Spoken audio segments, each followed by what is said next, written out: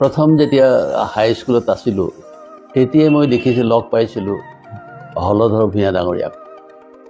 মই মোৰ মামাৰ ঘৰত আছিলোঁ ৰঙাগড়াত লোকনাথ বৰাৰ ঘৰত তেখেত কংগ্ৰেছৰ মণ্ডল কংগ্ৰেছৰ সভাপতি আছিলে তেখেতৰ লগত মই হলধৰ ভূঞা ডাঙৰীয়াক লগ পাইছিলোঁ আৰু তেওঁলোক দুয়োজনে মোক এখন সভালৈ লৈ গৈছিল কলিয়াবৰত হোৱা হাই স্কুলত মই ক্লাছ 8ত থাকোঁতে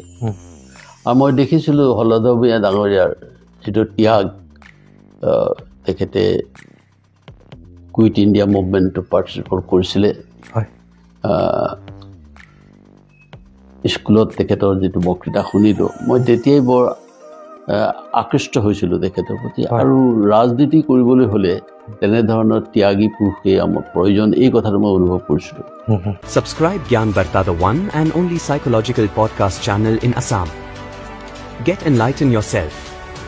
Thanks for watching.